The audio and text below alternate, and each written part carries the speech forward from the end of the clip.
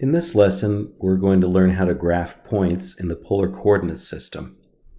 In the polar coordinate system, you have two coordinates, r and theta, rather than x and y. An ordered pair, r and theta, gives r, which is the directed distance.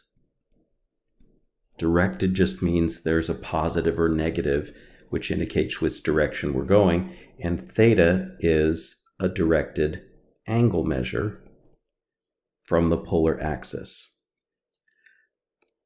I'm going to highlight the polar axis for you right here on the graph. The polar axis is simply the positive x-axis. And just for reference, that's where we've always noted 0-degree rotation at the polar axis. Now, in order to find a point in the polar coordinate system, we find the ray that corresponds to the angle theta. So for instance, let's, for example, graph the point 3, 120 degrees. The first thing that I would do would be to find the ray that corresponds to 120 degrees, which I've just highlighted, and then find the point that is 1, 2, 3 units away from the origin, or 3, the third circle outward. So that's the point 3, 120. Let's call that point A. Now, what's interesting is what happens when you get a point with a negative radius. So we've already located the 120 degree spoke, and as you might think, a radius of -3 is just in the exact opposite direction. So that's instead of being in quadrant 2 as a 120 degree angle normally is, it'll be in the opposite quadrant. So let's call that B. All right, let's do a quick example where we graph a few points. Point W is 2, 150. Very first thing I'm going to do is find that 150 degree spoke. And then once I found that, graph the point that is 2 units outward from the origin. All right, that's going to be point W.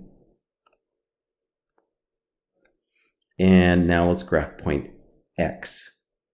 Point X is on the -135 degree spoke. So be careful, we've got to rotate from the polar axis, but in a negative direction to the 135 degree spoke. That's going to locate us in quadrant 3. And then we'll go 1 unit out from the origin. So that'll be right there. That's going to be our point X. All right, now let's graph point Y.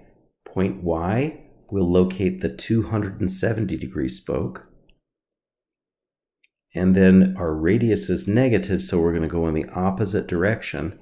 That will be upward to point Y 3 units above the origin, which we're actually going to call the pole because it resembles the pole on a globe, north or south.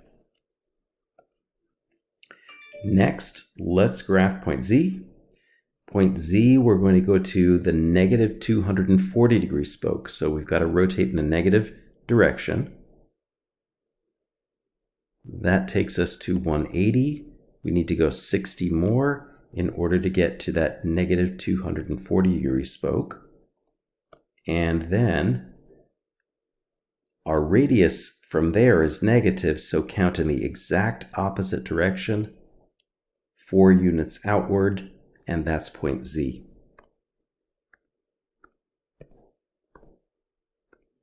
All right, now your turn to try. Match each of the following ordered pairs with a point on the graph, so you can just write the letter. Pause the video while you do this. Here are the answers to the try this. What you'll notice is that it's possible to name the same point in many, many different ways.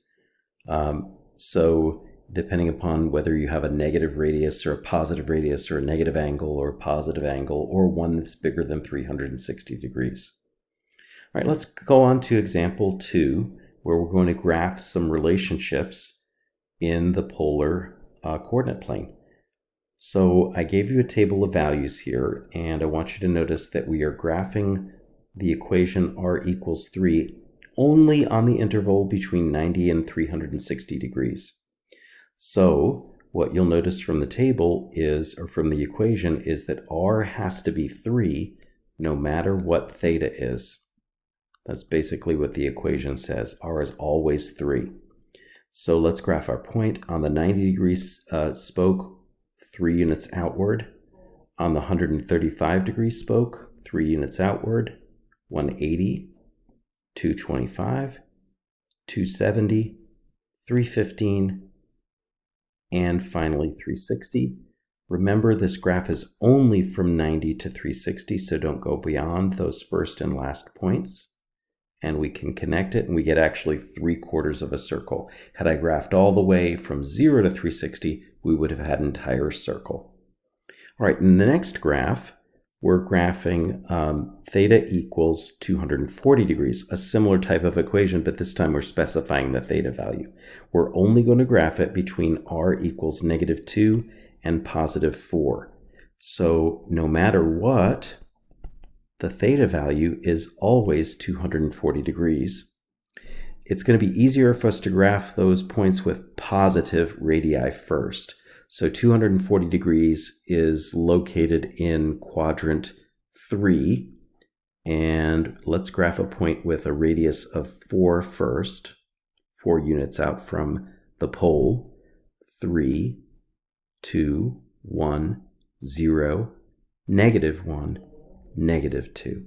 Remember, we're not going beyond those values, only from -2 to 4, so we're just going to connect and we're not going to go beyond those. Had we graphed this for all r possible r values, we would have had an entire line and not just a line segment as we have in the graph right now.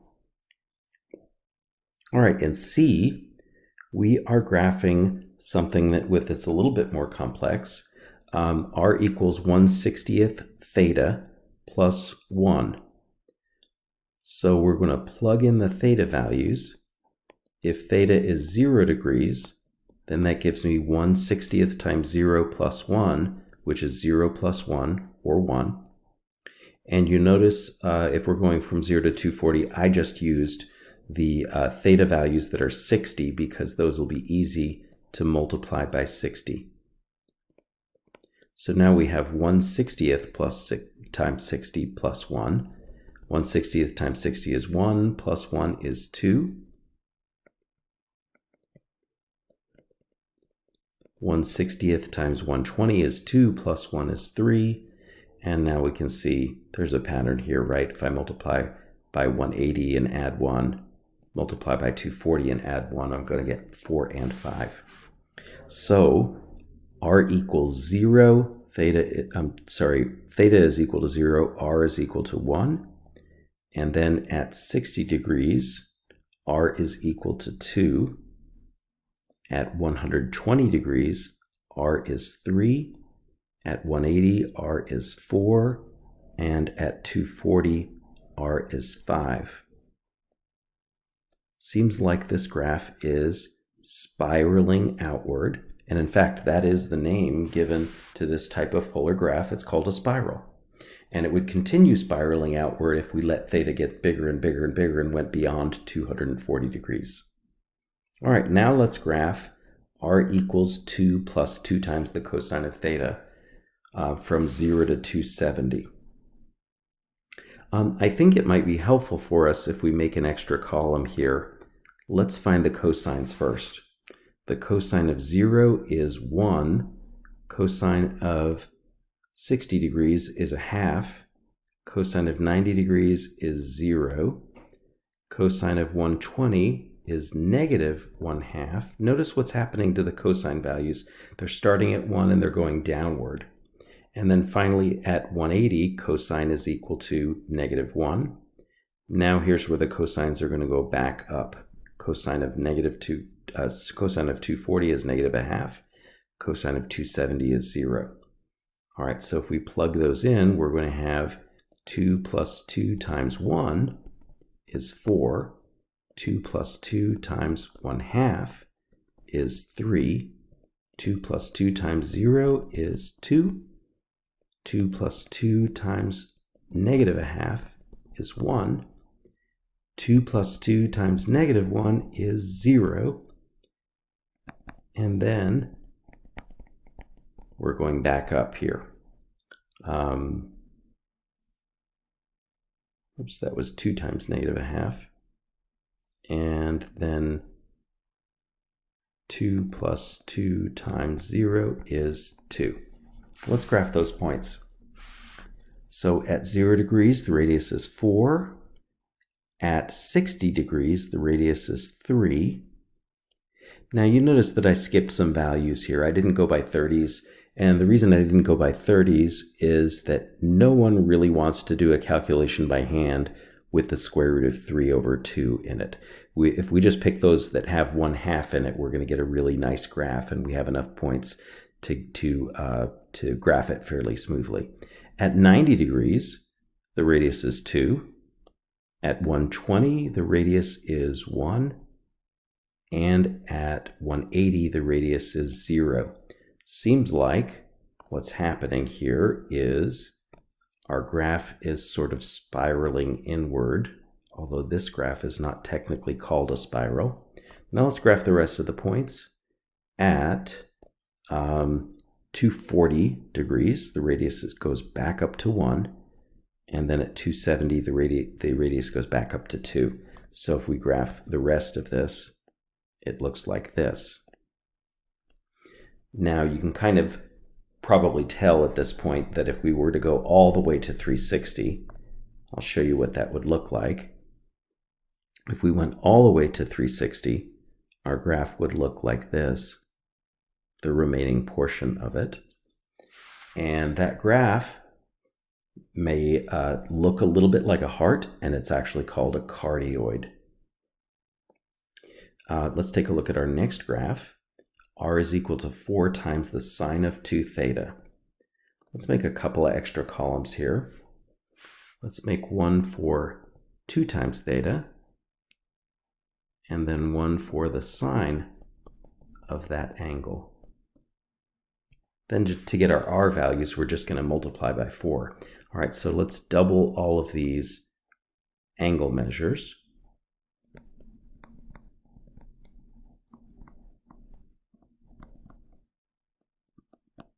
And now let's take their signs. Sine of 0 is 0. Sine of 30 is a half. Sine of 90 is 1. And the sine just went up to its maximum value, so now it's headed back down to 1/2, then to 0, then to negative 1/2, and finally to negative 1. Now all we have to do is multiply these by 4.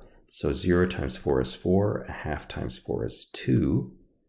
We've got 4 again. A half times 4 is 2.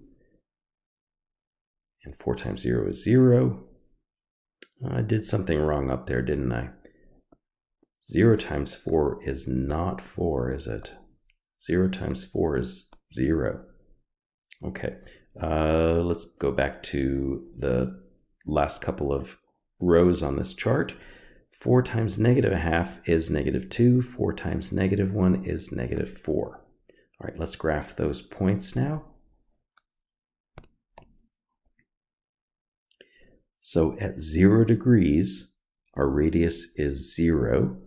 At 15 degrees, our radius is 2. You'll have to estimate that one a little bit. That's not falling on one of those radial lines, but we know where the 30-degree spoke is. At 45 degrees, the radius is 4. At 75 degrees, halfway between 60 and 90, the radius goes back down to 2. And then at 90 degrees, the radius goes back down to 0.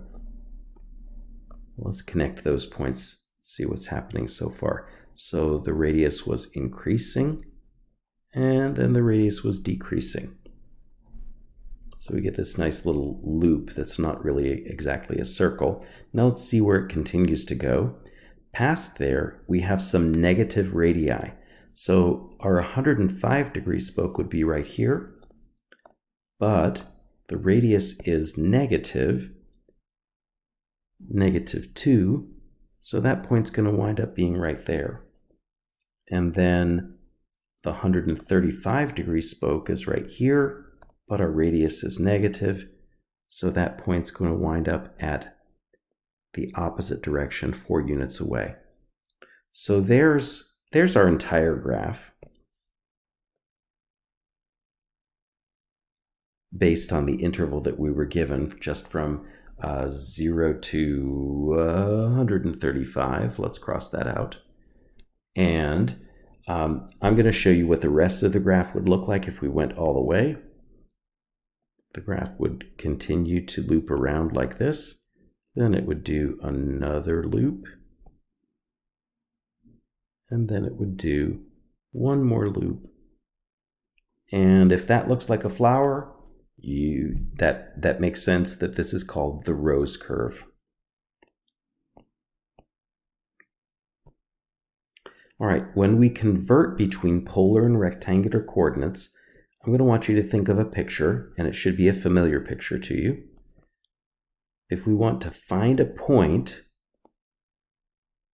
that's away from the origin, and we can call that point one of two things, x comma y, or we can use polar coordinates to describe it.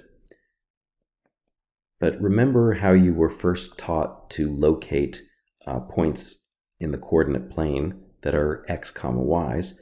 Start at the origin, go over the x amount, and then go up the y amount. So it should make sense in this drawing that those two measurements there are x and y. Now the second way that we can write this point is using polar coordinates r and theta, r comma theta. Well, r is that directed distance away from the origin, and theta is that rotation angle between 0 degrees, or the polar axis, and the theta spoke. All right, what we're going to do is we're going to write down several of the relationships here. So if we're going from polar to rectangular, that means we have the r and the theta values, and we're going to look for the x and the y.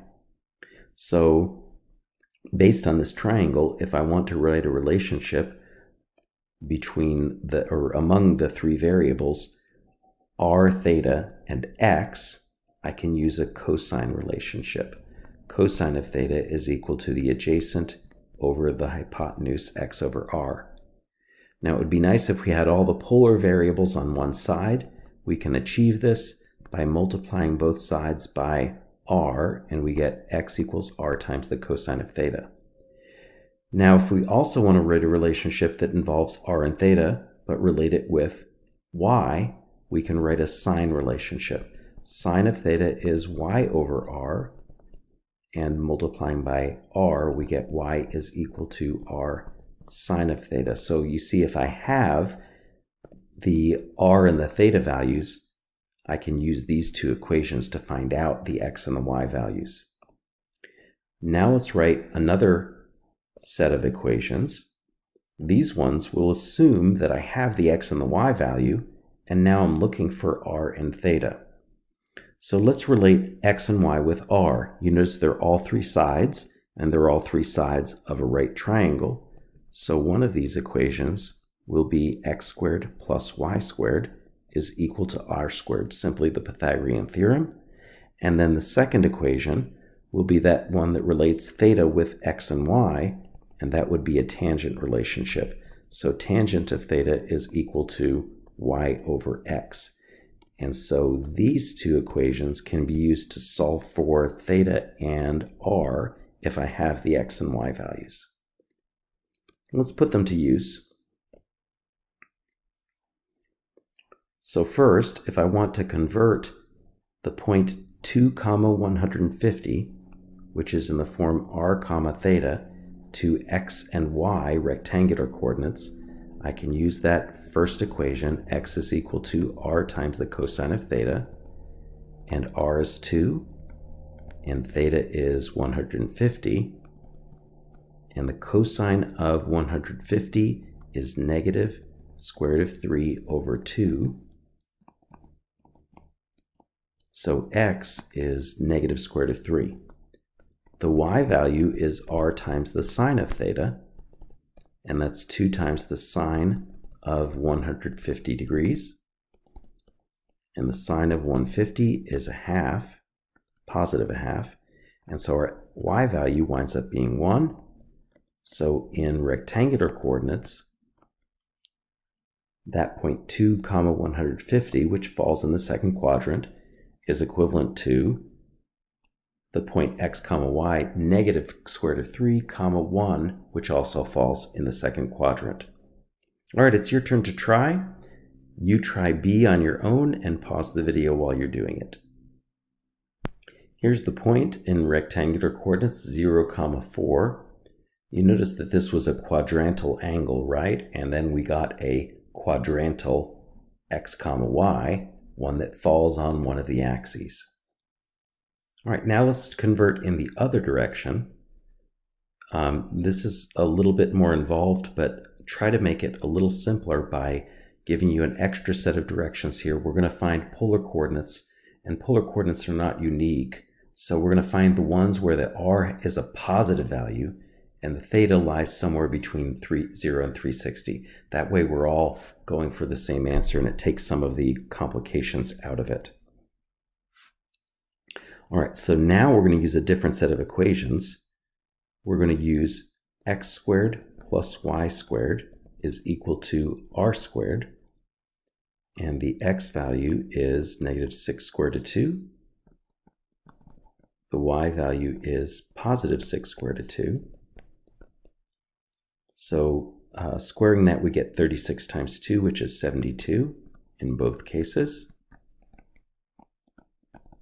And that gives us an r squared of 144. Remember, we're going for the positive r value, so we're going to get, not 14, we're going to get 12.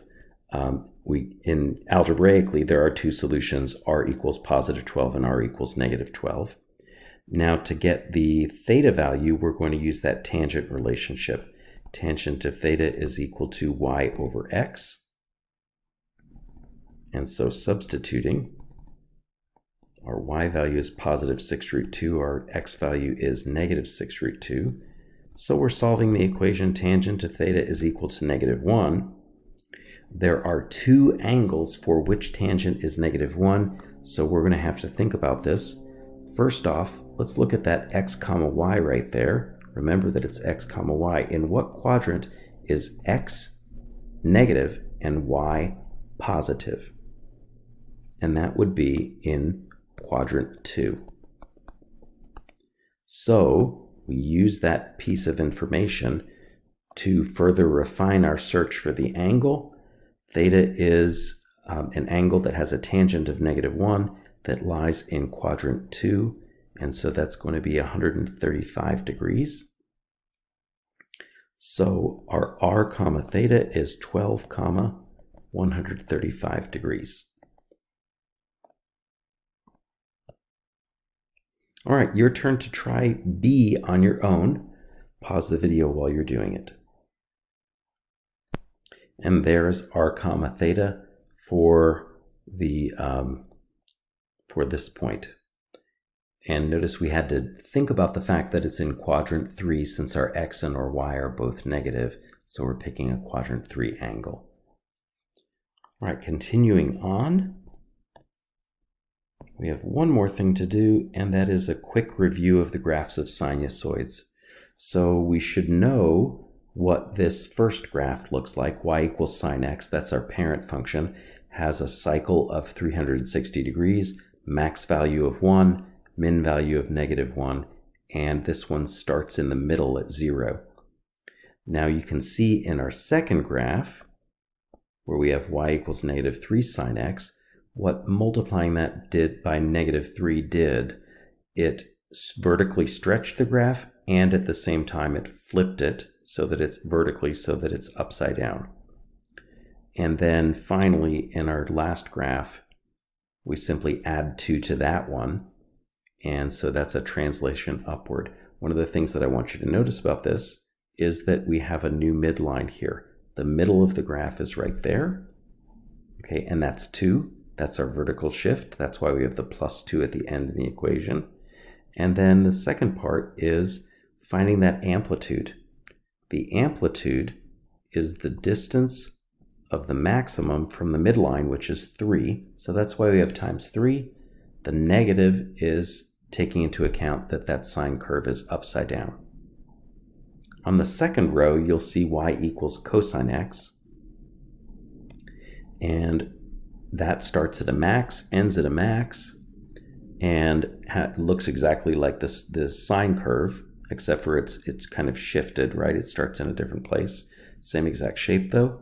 And in the second graph, you'll notice that that has been multiplied by 4. So that affects the amplitude. Our amplitude is now 4 instead of 1.